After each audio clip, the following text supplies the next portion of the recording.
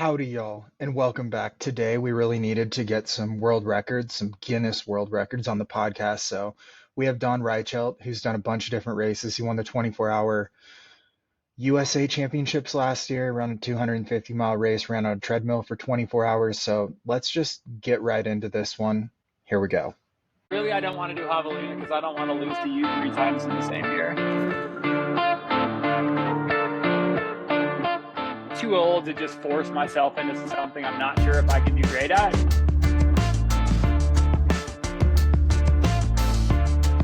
In my whole career is like I find what I'm good at and then I immediately get bored with that and then go try to find shit that like destroys me. It's pretty much just a cold opening and do an intro leading into it, but yeah, we'll get started. I'm here with Don Reichelt, who has run an incredibly fast 100, 250 fixed time, and I believe you're in the Guinness Book of World Records, right? I am, yeah, for the manual treadmill records. I have 3 of them. So why would you decide to put yourself in a position to run on a treadmill for 24 hours? That seems so difficult. Yeah, so total honesty, I'm a little cheap at times, and I was really just looking for a way to get a free treadmill. And so I was like, oh man, I've enjoyed running on manual treadmills in the past for short training runs, but they're really expensive. They're like $4 or $5 grand. I was like, I'm not paying that. Oh, I wonder if, so I started by thinking, oh, I wonder if I do like a 24-hour charity run or something and raise money for charity, if I could get this treadmill. And it turned into realizing that the records were really pretty low. And so I reached out to a salt runner and they're like, yeah, this sounds great. And they gave me a treadmill and I still did it for charity, which was the thing that I never compromised on. It's like, we're doing this for charity one way or another. It just so happens that there's the potential for the 12-hour, the 100-mile, and the 24-hour world record attached to it. And, yeah, we went out to New York City, got to sea level and got all 3 of them. So it looked like there were lots of people around while you're doing this. Was it like that for all 24 hours? And was there a Guinness Book of World Records person watching in their like little outfit, their suit? No. So Guinness has turned into more of like a marketing agency than anything these days. So they charge you if you wanted to mark like a person from Guinness there, it was like $20,000, even if it was for charity. It was like, so that was a hard no. So if you don't, so this is why if you look today that my name still isn't there because they're going through like ratifying it and all this stuff. And it's been almost a year. It's crazy. But we had to have two independent witnesses at every moment that could only work for a total of 4 hours. And there had to be volunteers. They couldn't be associated with me, my brands that I was working with, or the facility that I was in. So basically, it's really hard to find that many people in a city you're not from that don't know you or aren't associated with anybody that you know. So it took a lot of work. But we got basically these people to fill out journals and logs. If I stopped to go to the bathroom, they had to log like every second and distance. And then when I got back on, and then we had to provide an entire video of the entire thing, making sure the rules were basically I couldn't touch the handrails at all.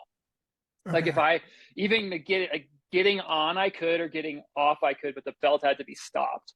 But like if I even stumbled and grabbed the handrails, technically it would invalidate the record. So like I was prepared to just totally eat it a few times if I was off balance or like at a trip instead of touching these stupid handrails.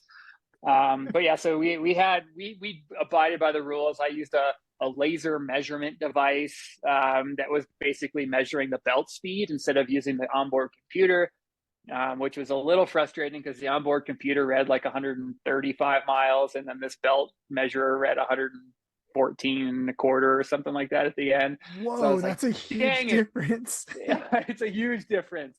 But that's why they force you to use something that's like a certified or that's calibrated to a certain degree, because every belt and every motor is a little bit different. The computers aren't calibrated.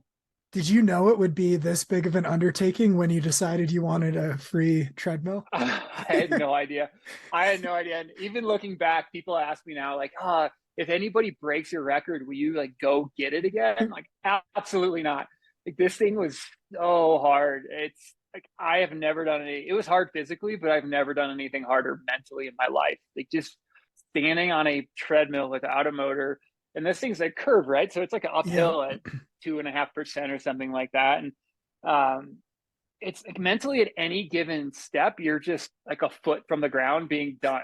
Like, it's like all you could think of when everything starts hurting is, man, like I could just step off and be done. Whereas you know this as well as I do, you go through a really low spot in a trail race, you could be 3 or 4 miles from the aid station and you can't stop anyway. So by the time you get to the aid station, it's like, oh, well, that wasn't that bad, I'm going to keep going. But I had like no carrot other than like, oh, there's a bunch of people here. I can't quit. Because we did it in a Lifetime Fitness. I partnered with the Lifetime Foundation. We raised a bunch of money for healthy meals in schools and training cafeteria staff to buy better ingredients for kids. And that was the goal, was to raise a bunch of money. So we did it in a Lifetime, and it was an active club in downtown Manhattan during New York City Marathon Week last year. So there's just a ton of foot traffic. And by the end, the last 30, 40 minutes, there's probably 300 or 400 people in the lobby screaming and yelling. And, at that point, all the pain went away, and I was running like 6:30 pace for a 10K or something at the end, just to really crank it out. Yeah. When you know you're going to be doing it for 24 hours, do you have like a regimented plan of like take a break or anything? Because there's no aid station or stop or anything to even break up the monotony. So I basically, so my only currency was time. Like, as long as I was on the belt and moving, like I was getting miles. And so I was very cautious on how I used that time. And I figured for the first 6 to 8 hours, the only times I wanted to stop was if I had to use the bathroom. And that worked out pretty well. What I didn't really consider was the repetitive use situation of really, like, I trained up to 40 miles on the assault runner before then. And on event day, when I started getting into the 50s and 60s, my hip flexors started going out and my hamstrings were going out. And then it became, okay, the top of every hour, I got off for like 3 or 4 minutes and stretched out a little bit. There was a guy that was volunteering. He was actually a physical therapist that just said, hey, like, I can help. You want me to stretch you out a little bit? And so we literally planned 3 minutes at the top of every hour. I got off. He did some manual work on my hamstring, and I got back on. And then from there, it was more just try to stay out as long as I can, walk, jog, do whatever, and then get off if I had to. Once I got over, so the previous 24-hour mark was 80 miles. Okay. That's where this. So once I hit 100 miles, I knew I had all 3 records. And then it was pretty much just, okay, walk a little bit, go eat some pizza, walk a little bit. So I hit 100 miles in like, it was like 19 hours or something like that. And then in the next 5 hours, I only made another 14 and change. I was committed to moving forward, but there wasn't a lot of, desire to suffer at that point. Yeah. That video on your Instagram where you fist pump and get off, is that at the end or when you get the record? Now I'm curious. That was at the end. That's at the very end. Yeah. Yeah. That was a 24-hour when there's all like the people around and so I ran and my body shut down for a second. And I totally, I told my people too, I don't know how I'm going to respond, right? 24 hours on this stupid treadmill. Who knows what's going to happen when I step off, when I'm done. I don't know how it's going to feel. And so I emptied the tank and then I kind of stumbled off the treadmill. Yeah, it looked like you might go down. Yeah, I had 2 buddies there that kind of just kept me. And once I got my equilibrium, I was able to get up and high five the crowd. And there was a ton of energy in that room at that point. Man, definitely one of the coolest moments of my life. Yeah. So you mentioned every hour doing a little bit of self-care, and I think that's one of the cooler things that you're pretty forward about on social media and stuff. How did you transition from the typical ultra runner who never stretches and eats junk? And what was the light bulb moment that's a little bit of effort and self-care and I can do things like run a 13-hour 100 miler and stuff like that? Yeah, it's just I don't know. As I did more and more, I never got into the sport to win or be good. I just like doing hard things and challenging myself. So I figured out that I didn't like being injured and I liked running more than that. And so I started figuring out what that meant. And for what I do and how far I run, I'm still a pretty low mileage guy. I think even like going into Cocodona or some of these bigger races I've done this year, I think my biggest week is like 80 miles. That's Maybe awesome. right. That's And yeah. I mean, there's a lot of guys out there that are doing like, 120, 130, like a ton of miles. I realized I would, if I did that, I get injured. And so I figured out if I do in the 80s is kind of where thinking back, even when I ran my 13-hour 100, my biggest week was 82 miles. But with that, I do a lot of strength. I do a lot of mobility, and I do a lot of things that a lot of runners might neglect. And I realize that I can stay healthier and I can push harder in those 80 miles when I want to if I'm not doing 120 miles. Because I've done those weeks. I think my biggest week ever of training was like 150 miles and I was wrecked and Yeah. everything hurt. And now it's like, okay, 80 really quality miles mixed with 3 to 4 hours of strength training, either heavy with, squats, deadlifts, things like that, or it's just bands. Like body weight and bands can do a lot to activate and keep people healthy. And if you think about running, it's a linear series of one-legged stances. And if you're not Mhm. strong on one leg, you're not going to have a really great race. It might not be immediately, but after 80 miles, if you have one leg that's not as strong as the other leg, things are going to get a little wonky. Yeah. Basically, I just decided I wanted to eliminate those inconsistencies in my gait, and I focus on that just as much as I focus on running. And I think it's also given me more longevity in the sport. I started strength training when I decided I would rather never win a race again than not be able to run in my 50s and 60s. So I think I said that right? Like I'm willing to sacrifice today's speed and effort if it means I can be healthy for the next 20, 30 years of running.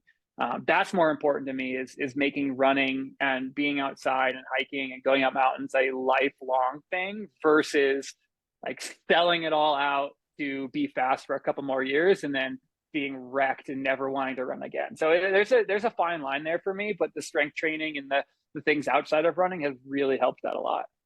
Yeah, and I'm right with you on integrating like running and hiking and being outside. Like that's my main goal too. I think the races are really fun, like a different way to interact with society and people, but it's that getting outside thing that I don't know. It's interesting in the last 3 or 4 years, it seems like ultra running is sort of wanting to become this ESPN covered sport and losing sight of we're in Yeah. like the most beautiful areas of the country. Yeah. We could also enjoy them rather than hope the guy in front of us like slips and we can pass him or something. I know. Yeah. It's interesting on like the social media switch of it too. It's like I struggle with that as, I work with some partners that are like, hey, get social media of all your runs. It's like, I'm not out in these beautiful mountains to just carry a camera the whole way. I'm out here to just look around and watch the birds and stuff. And so you're right. It's like we're getting all of this coverage and people are getting out there and it's great. It's fun to be able to watch a Cocodona end to end or a Western or a UTMB with commentators and things like that. But it's also, kind of taken away from the grassroots of just raw passion for being out in the mountains and doing hard things. Yeah, and it is also crazy in like a Western states, the 300th person to get into that race, that's been their dream for 10 or 15 years and Yeah. they get very little coverage and they're enjoying it in a different way, yet they're running the exact same races. Yeah. Like Adam Peterman or Jim Walmsley or something. Courtney. It's just so crazy. Yeah, it's crazy that the same race can present itself so differently to people all over the field too. Yeah, it's a showing up in the Lakers and the Celtics are there, but then there's also like a middle school basketball team playing at the court next door, and Yeah. It's like, well, like this is the weirdest tournament ever. I know. You have like the best ever running, and then you have this person who can fit it in 30 miles a week and barely around his job and is Right. going for the same goal. It's such a Yeah, cool sport. it's so cool. It's like I have so much respect for I was talking to somebody recently about I did Cruel Jewel last year as one of those races, just like I wanted to get my legs ripped off, and they were thoroughly ripped off. And it was, for me, it was like 32 hours. That's a 48-hour cutoff race. And there were people that took 47 plus hours. It's like I cannot imagine being out in those North Georgia woods for another night of kind of cold, wet rock and being miserable. I just have so much respect that people line up knowing it's going to take them every minute of the cutoff, and they might not even still make it. And yet they're still there. They still go through it. They still do what they can. And man, it is so cool to see just the difference and diversity in the sport as far as talent. Yeah, and it's such a like a lesson in hope and persistence too, as they don't even completely know if they're gonna make the cutoffs Right. in time, and they keep pushing it like mile 70. Yeah. And I love your videos. You've gone out to Leadville a few times and shown golden hour, and it looks just so cool cheering in the last people fighting against that cutoff. Man, it's just magic. Go to any race, I don't care what it is, and go to those last few finishers. And yeah, I'll be crying like a baby for like the last half an hour for sure. Like there's just so much emotion and passion and joy. And it's both the celebration, watching those last few get in, and then also the unbelievable heartbreak of the guy or the gal that you can see, a half mile down the road when that final cutoff goes. It's like, damn, they missed it by a half a mile. There was a guy this year at Western States on the track when the time got cut off, and missed it by like a minute and a half. And it's like, holy crap. And that person, like, they have given 100% of everything, because they know they're up against it, and they're pushing and they're pushing and pushing. And there's probably nothing that they can go back and say like, oh, well, if I wouldn't have taken it easy at this point. Like, no, they know that the odds are against them at that point. And like, just to dig that deep and to miss that goal I celebrate them anyway. Yeah. Like, it's so amazing. It's 100 miles that they're covering. Like that's crazy in any amount of time, let alone 100%. A day and a half, 2 days, whatever it may be. Right. And just because there's an arbitrary cutoff doesn't mean they didn't just run 100 freaking miles. Yeah, no, it's the wildest thing. And yeah, so I want to hit on your insanely fast 100. What is it like running a 100-miler at sub 8-minute pace? Like, do you get into a flow? Does time disappear? State. Because I can't imagine running 8-minute miles for 13 hours and 16 minutes, I believe. Yeah. So that was the most flow state race I've ever run in my life. Like, I didn't really consider what was happening until about 100K in. Like it was so wild that like I didn't have to put effort in until about 100K in. I was actually are you with music or no music, just in the moment? I ran with most people in the space will know Arlen Glick, the first 100K or something of that race, and then he was cruising. He ended up running a 12:40 something there. And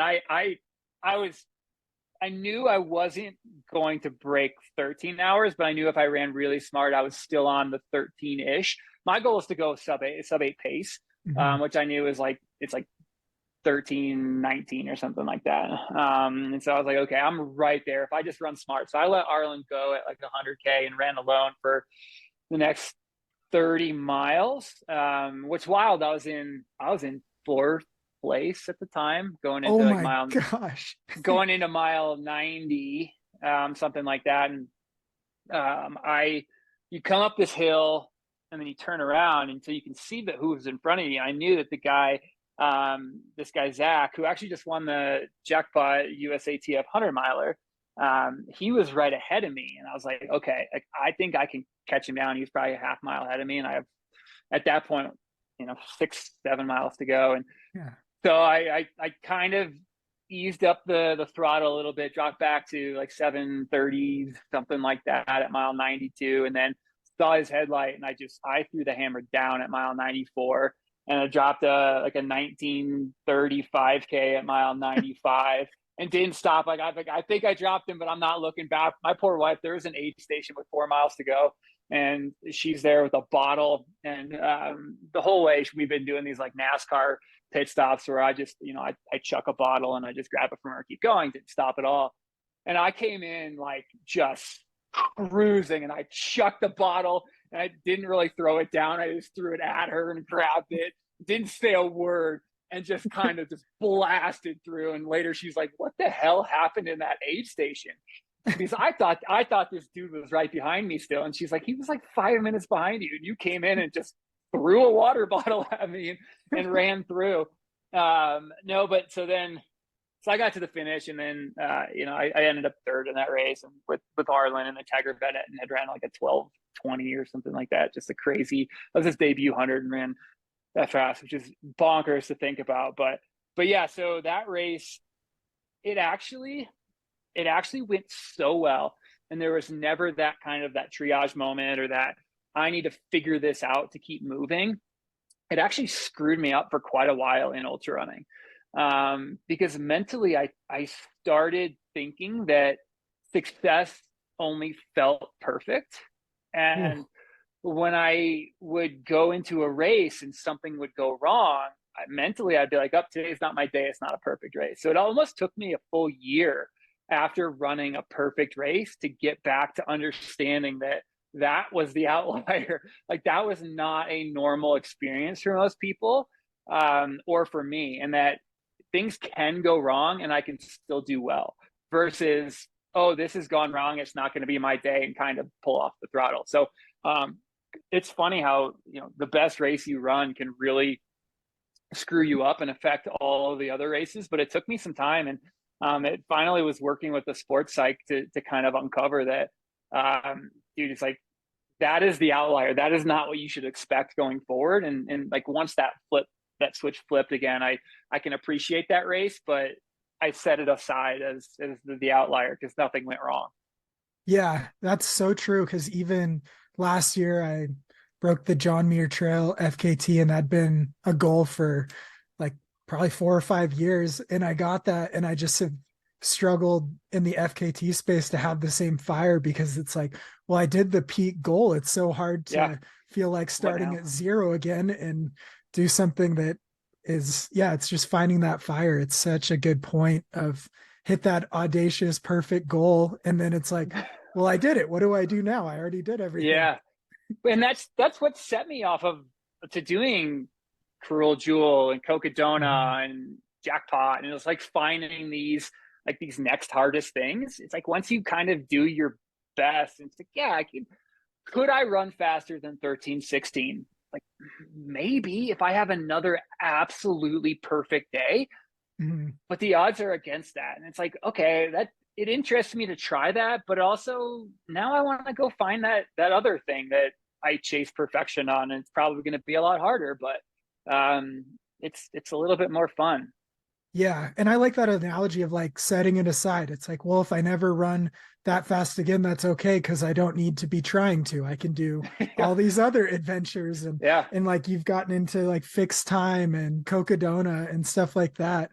And I think it's so fascinating how it seems calculated on like Cocodona. Well, I've never had my legs destroyed for 2 days, so I'm going to go to Gorge and try all 3 days. Or I'm going to go do Jackpot and do 48 hours. Is that how you've always planned things out? Like this very, very regimented step up to both confidence and also physically? Yeah, Cocodona, I definitely took a different approach, where I didn't obviously want to experience a 200-mile race leading into it, but I wanted to sample some of the misery that I was going to get. And even that, as you've now known for doing it a few times, like, there's nothing that can prepare you for running that far. Nothing at all. But yeah, so I wanted you to go do Gorge, because I wanted to just do a big training weekend, and it ended up turning to absolute mush because I got hailed on and sleeted on. It was like 30 degrees. I was like, why? So I pulled the plug in the 100K. I was so miserably cold. Why am I doing that? I'm training for the freaking hot race. What am I doing?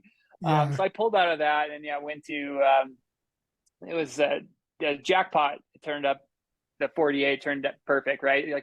We talked there, we raced there. My plan was to go a little harder than I should have intentionally for about the first 100. And then, kind of just see what that second day felt like. Cause I've never done 2 nights in a race before ever.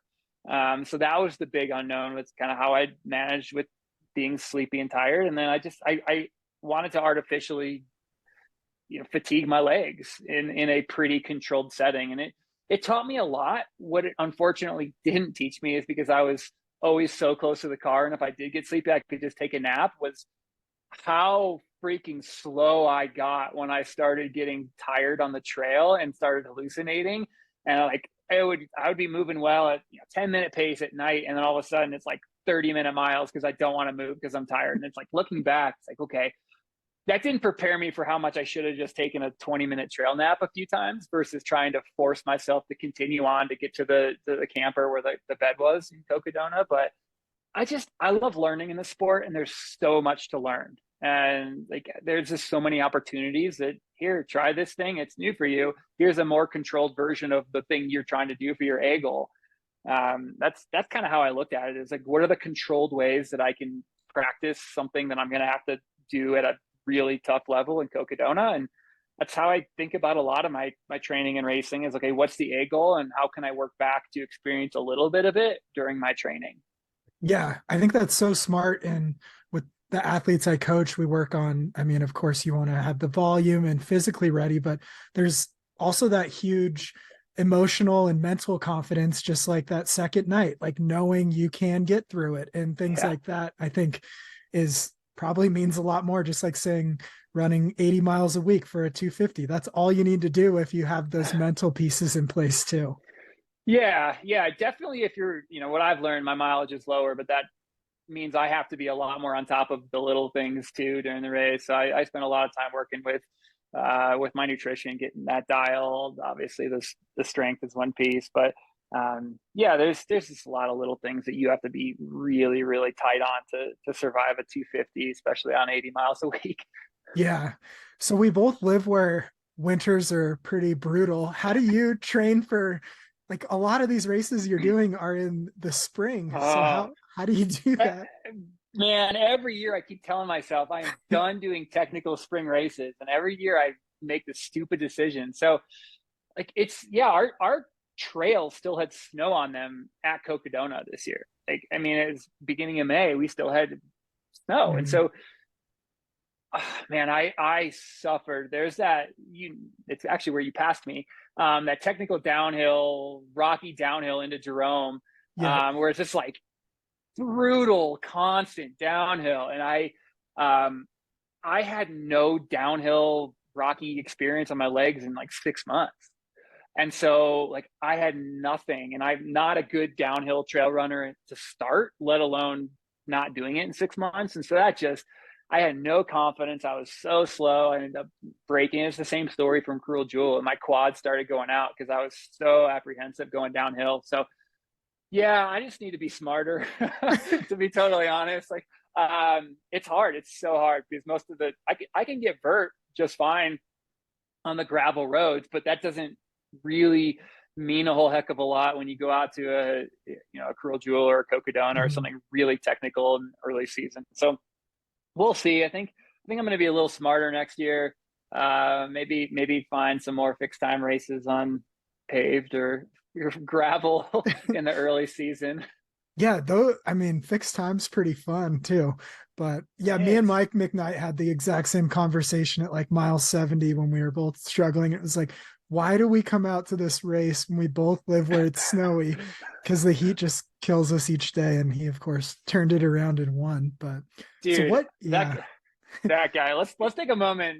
So I was leaving whatever aid station that was at 50 something and going down the hill, and I see a headlight coming up, and I was like, what is this? And it was Mike. And he's like, how far is the aid station? He was so broken. And he apparently saw you. And I heard that you're the reason that he won the race. I mean, me, Pete Kostelnick, and Mike. Mike was like, the medics say my back, there's nothing, my back is just bruised because he broke his back about a decade ago. And if it was injured or anything like that, he was going to quit. And he said the medics said that it was just bruised. And so Pete was just waking up because he was so far ahead of us. He actually took a nap, and he came out randomly at the same time. And it was just like, I was feeling awful. So it's just like, well, I'm going to keep going. Let's just all hike or jog this next section together. And we just quit caring during that section and had a good time. Mike's watch was in like Japanese for some reason. He was the definition of a mess. That's awesome. Yeah, it really is the smallest things, but it's that camaraderie too that's so fun. 100%. Yeah, he passed me again out of Jerome, and I can't believe he put like 20 hours on me in the last half of the race. I mean, like everybody who basically put that much time on.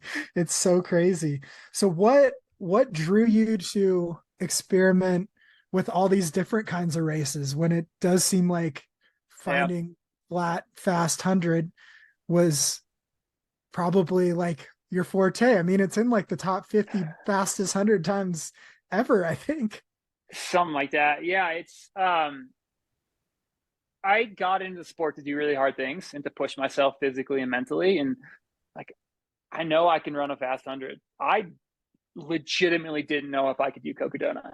And that's what appealed to me. Like I wanted to sign up for the thing. I wanted to go out and do the thing that I didn't know I could do. I think often about, when I'm on my deathbed and I look back, it's like, how did I push myself to my limits? Did I find how good I could be, how fast I could be, how far I could run? And, Cocodona, I think, is just a progression of that curiosity. And I don't know, my mantra pretty much every single day is someday I'm going to go for my last run, whether that's tomorrow or today, whether I'm injured or I get hit by a bus and die. Like at some point I'm going to go on my last run. And I mean, that sounds morbid, especially, thinking that, I can't control that, but what I can control is finding enjoyment and pushing myself and doing epic things and knowing that the time I do have running, I'm going to take every advantage of it. Yeah. Okay. So speaking of new things, now I want to get into the idea of tiny bench. Where did this come from, and how has it progressed? So this is actually a pretty fun story. So it starts off wild. So when I moved into my house about just over 3 years ago now, we started getting random packages from Wayfair, like just out of the blue. And so we explored it. We were like, this is not our stuff. Like, what happened? And so a Chinese company listed our address as their US address so they could claim to be a US company through Wayfair. And so anytime that anybody returns a package to that company, it comes to me. and so we have worked with like the Colorado Bureau of Investigation and Wayfair, and it won't stop. We cannot stop getting random shit delivered to us. And I'm talking, we've probably gotten 100 stainless steel sinks and maybe 120 shower heads. And like all of the bookshelves in my office are from Wayfair, because the Colorado Bureau of Investigation, they're like, you can keep everything you get because like nobody's coming after this stuff. So keep it, sell it, do whatever. And so we donate most of it to the Habitat for Humanity because it's like sinks and showers and I don't need 100 freaking stainless steel sinks. So we donate most of it, but every once in a while we get something. They're like, yeah, this is unique. We'll keep this. So we got this tiny bench from Wayfair, like from this company that's illegally listing my address. And we put it together, and it's so tiny and it's so funny. And so we were going to give it to a friend of my wife's because she has 2 little girls. And we're like, yeah, that's perfect. But it was sitting in our living room for a couple of weeks. And then I had this buddy that stayed with me right before the Leadville 100. And we're both 6 foot, 170 pound dudes. And I just joked, I'm like, oh, let's sit on the bench and grab a picture real quick. And we started having a conversation on the bench. And like it literally just on the spot was like, bro, I'm going to record a tiny conversation with you right now. And he's a pilot. And so I'm like, this is the pilot episode of my new series. Wow. And it literally just in the moment, it was like, this is going to be a tiny interview. It's going to be 5 minutes. Let's go with it, see how it goes. And so I just started as a joke with this free bench that we got from this company that literally is like illegally using my address, but it's been so much fun. It's not serious. It's fun. It's goofy. I've started interviewing strangers on it. So just setting up at a trailhead and being like, hey, like, do you want to have a quick conversation with me on the tiny bench? So I really release a new episode every Monday. Next Monday will be my first like total stranger interview with this recently retired woman named Lily, and her dog joined me on the bench. But Wow. I'm having fun with it. Like it's goofy, it's fun, it's what this world should be all about, just creating cool content. And did you have the bench at Leadville then too? Did you take it? Yeah, I travel with it. It's so small. It fits, like I can break it down. It goes in my truck really easily. I can actually get it into my wheeled duffel bag. So I'm going to bring it, like whenever I fly, I'm going to break it down and travel with it and literally just see where this bench takes me. Wow, this is awesome. What do you think the most weight that bench has held so far is? So this guy, he goes by Big Bob. He's 6'8", 275, and I'm 6 foot. I'm like 168 right now. So that's a considerable amount as well. We're 400 pounds, right? Yeah, we're getting near 450. Yeah. So I don't think I would push it much further than that. I probably don't want to put 450 on it again, but it's a sturdy little thing, man. Like it is impressive. And at the end of the day, we're like an inch and a half off the ground. So if it happens to break, it's not like we're at risk. Yeah, that's very true. What's your favorite interview you've done so far? People are going to go watch one. I'm going to give you two. I know you just said one, but so this guy, Cody Lefevre, he owns the gym here in town. This is probably just more outside of my realm. He's former Marine and very like cerebral when it comes to training and reasons and mental. So that was a very deep interview. So the name of the series is Tiny Bench Big Questions. And I try to get a couple of big questions fit in, and he went deep on his big question answer. So I really loved how thoughtful and how thought-provoking some of his responses were. And then the other one that I really liked was hearing from JP Giblin, who just won Leadville 100 a handful of weeks ago. His story is pretty dang cool, from signing up for Leadman back in 2015, which is the same year that I did it, which was my first ultra, and then going to the Navy and then coming back and sharing some of what he learned in the Navy. And then the biggest story that it sticks with me, that was really cool in that episode, was hearing how JP was struggling early, and Rob Krar came up behind him and gave him just like a little, come on, let's go, or keep it up, or something like that. Mm-hmm. And Rob Krar has been JP's hero for most of his career, and he wants, and hearing JP share like what switch that flipped in his brain, that really brief little moment that led him to winning Leadville, it's one of the coolest stories I've heard on the bench. Yeah, that is awesome. Did you get him like right after he finished? Because that would be epic. No, I got him like 5 weeks after the race, unfortunately. But yeah, it would be someday. I'm going to have the tiny bench like right at the finish line and do finish line interviews. So I'm thinking Western States. They're going to join your tiny bench, and then they'll go talk to Dylan, because you guys are teammates anyways. Yeah. I'll get him first. Or maybe sideline reporter during Western, like at mile 70, they sit down and do a quick interview. That would be hilarious. You know what I think I want to do? Dylan's got the winners. That's fine. He'll get the top 10. Let me get the last 10. I want to hear those stories. Yeah. Let me hear the battle stories of the person that finished, in golden hour. That would be, I think, more meaningful to me than, don't get me wrong. Tom Evans is incredible and Courtney's incredible. I'd love to interview him, but sometimes those stories that come out of the hard, we started this conversation talking about that. Those are the stories that I like to hear. Yeah, when you can talk to them about like how many years they've been out there trying to do this Yeah. miler. Yeah. Yeah. 100%. Yeah. Okay, I got two more questions for you. When is the Dawn signature shoe coming out? Well, it was actually supposed to be the shoe that ended up Dylan's shoe. Oh, So okay. so that shoe is actually my brainchild that came out of Leadville 2 years ago. And then when Dylan signed, I'd been running in it. And when Dylan signed, we gave it to him because he has a little bit bigger platform.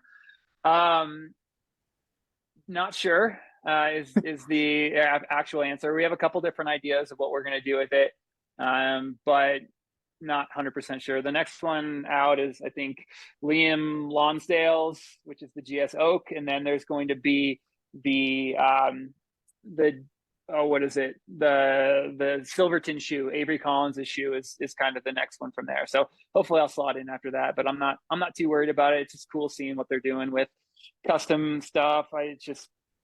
There's with Cam Hanes, he's doing a lot of stuff with his shoe. It's a polarizing shoe. The blood splatter is not for everybody. It took me a while to warm up to it, but seeing that's pretty cool how broad that shoe is getting.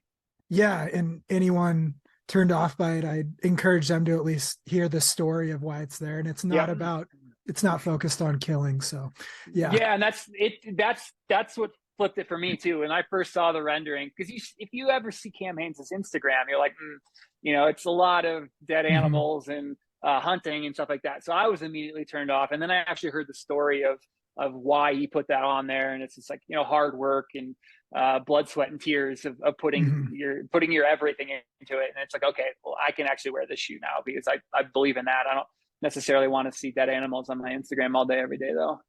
Yeah. Are you a carbon plate in or out guy? Depends on the terrain and how fast I'm planning on being. That's the beauty of the shoe, right? Like you can take it in or out. So if I am going probably faster than 8-minute pace in the GS, TAM, or PGH, I'll have it in, or on very rocky terrain where it then acts more of like a rock plate than anything like that. But I like to mix it up. Cool. All right. Last question. What is the most fun run or the most fun you've had running ever? The most fun I've had running ever. Or the best run that sticks in your mind. I mean, I can take this a lot of different directions. I have a couple of funny streaking stories from college, but that's a different podcast. But those are some pretty memorable runs. I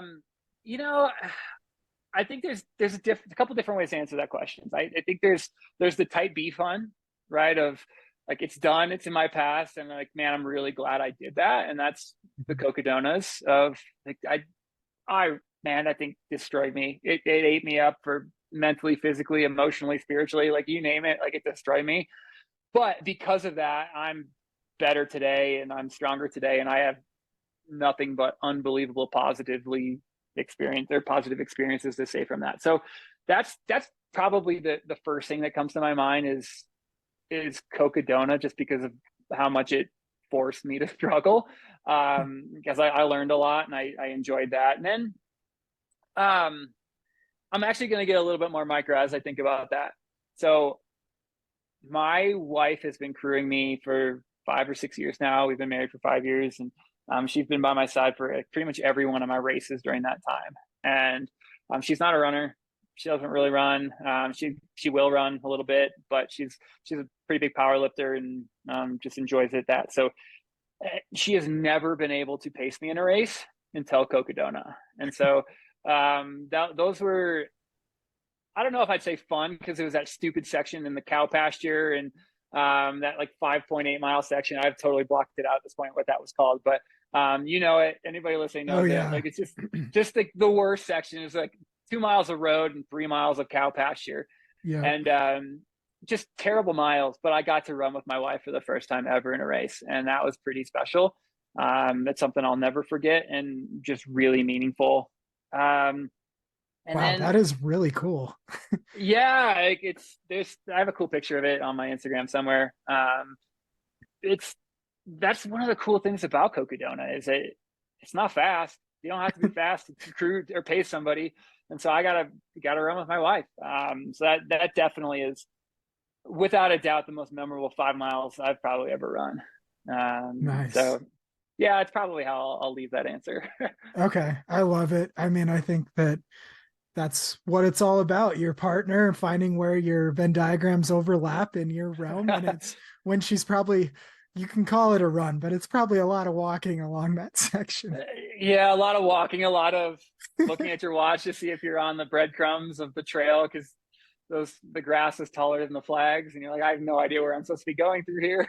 Yep, exactly. Everyone probably took a different route. You could just overlay them all in there.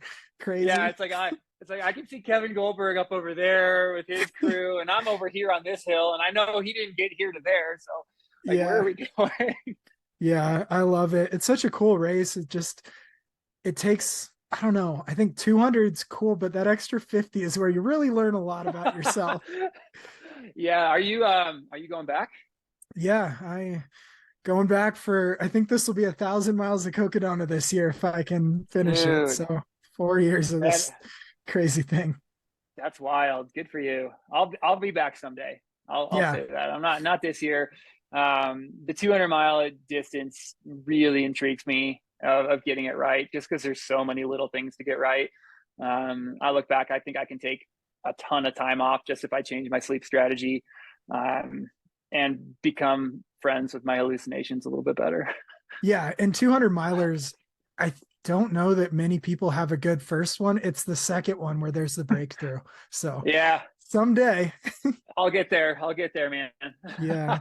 Well, thanks for jumping on. This was super fun. Love the stories and hearing about, I mean, I'm not inspired to run on a treadmill, but I love hearing about your stories of doing it.